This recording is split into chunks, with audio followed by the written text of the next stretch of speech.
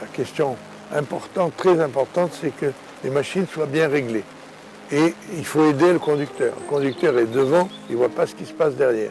Donc il faut absolument aider le conducteur, qui est quelqu'un qui passe tous les 10 minutes, tous les quarts d'heure, derrière la machine, qui dise au conducteur, voilà, il y a un peu de feuille ici, voilà, tu vas trop vite, va plus doucement, pour l'aider à régler au mieux. Alors le principe du ramassage des machines, il y a plusieurs sortes, mais enfin, il y a une dizaine de marques de machines qui ont essayé différentes techniques. Il y avait un tas de techniques qui ont existé. Il y avait des techniques qui piquaient les grains de raisin, un peu comme les étourneaux veulent manger le raisin. Mais ça n'a pas marché finalement. Actuellement, je crois que c'est une solution simple. On s'est basé sur le secouage des vignes. Exactement comme un enfant secoue un arbre pour manger des prunes, par exemple. Donc la machine, elle, prend le pied de vigne et secoue le pied de vigne avec des fréquences très variables. Donc, si vous vérifiez, en secouant doucement, vous faites tomber les fruits bien mûrs, qui tombent facilement. Et s'il y a d'autres fruits qui sont un peu durs à tomber, il vaut mieux les laisser, donc ne pas secouer trop fort. Vous réglez votre secouage en fonction de la chute des fruits. Nous, ce qui nous intéresse, c'est de ramasser les grains bien mûrs. Si c'est pour ramasser des grains verts, on ne peut pas faire du bon vin avec du grain vert. Il faut, pour faire du bon vin, avoir un bon raisin. De même que si vous mangez une pêche, vous voulez qu'elle soit bien mûre, ou une poire, vous voulez qu'elle soit bien mûre. Le raisin doit être de très bonne qualité, sans maladie et bien mûr.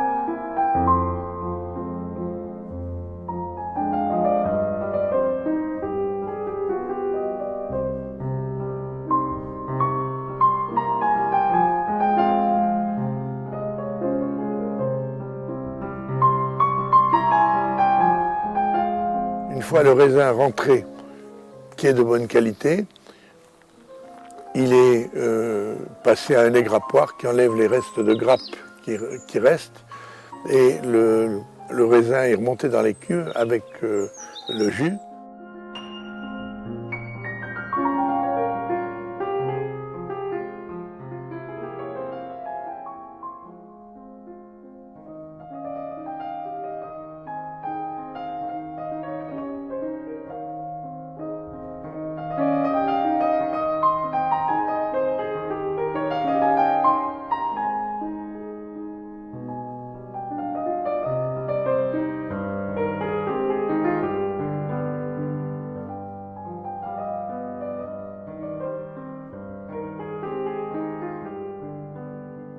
Nous avons la chance d'avoir des cuves au bois. Hein.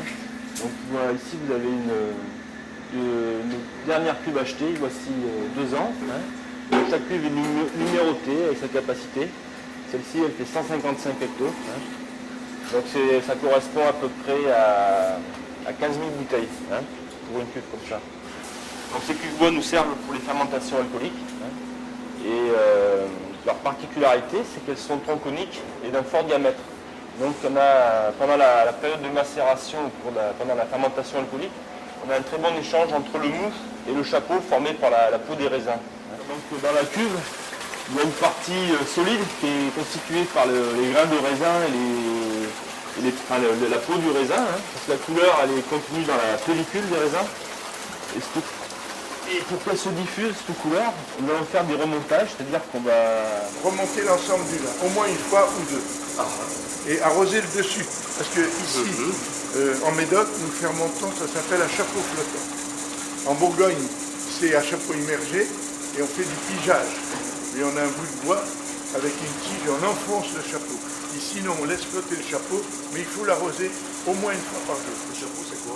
Le chapeau, c'est l'ensemble de la pulpe, si vous voulez, qui, au bout de 7-8 heures, qui est dans la cuve, monte et flotte. Alors, le jus est dessous, le chapeau est dessus. Et le chapeau, il faut l'arroser. Donc ces remontages, ils vont être réalisés pendant à peu près 6 jours. Hein. Et ce qui est bénéfique aussi au cours des remontages, c'est l'aération qui va permettre aux levures de bien se multiplier. Ces levures vont dégrader les sucres en alcool. Et au bout de 5-6 jours, on pourra estimer que la fermentation est pratiquement terminée. On le fera vérifier par analyse.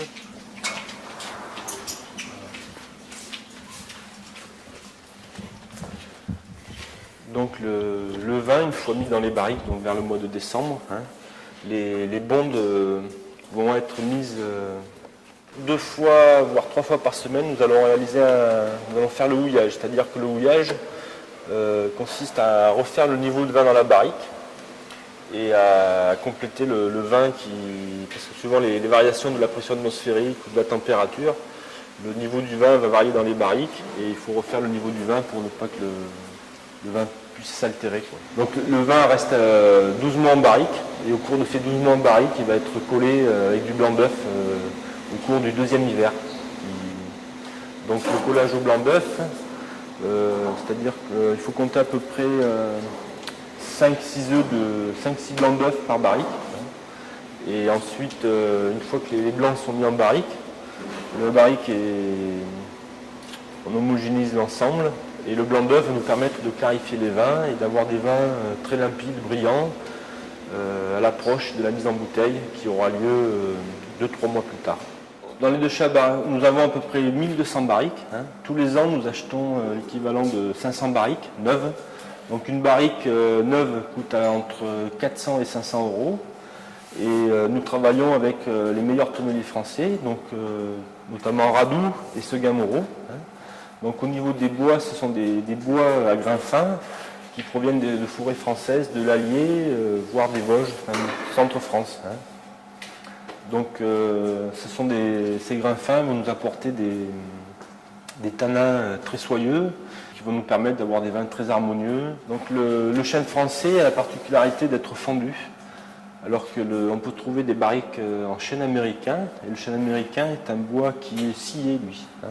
Et si on coupe les canaux du bois, donc quelquefois il y a des pertes.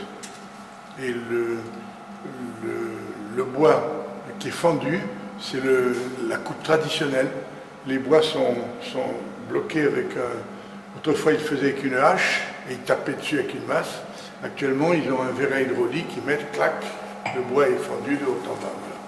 Les courtiers de Bordeaux d'ailleurs, il y avait beaucoup de barriques empilées comme à côté. Ils voulaient par exemple prendre un peu de la barrique du bas, ils étaient gênés, ils ne pouvaient pas monter jusqu'en haut. Donc ils faisaient un trou, ils avaient cette machine là.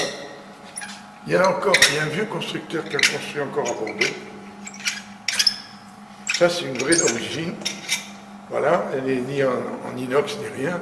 Alors on fait, avec ça, on fait un trou. On fait un trou dans la barrique. Celle-là est déjà trouée, donc je ne la reperce pas. Voilà.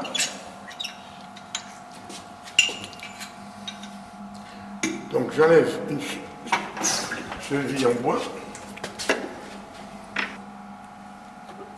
Vous avez un verre à me prêter, Laurence? Oui.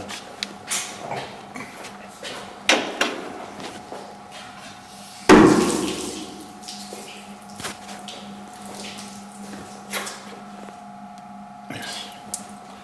Voilà. Vous allez entendre.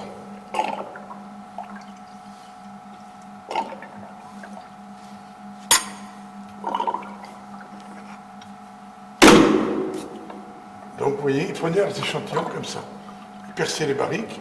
Une fois qu'on avait fini, on enlève ça, on remet la petite cheville en bois. Voilà. Et on goûte le vin. Alors ça s'appelle mettre une barrique en Perse. J'avais appris ça quand j'étais gosse à l'école.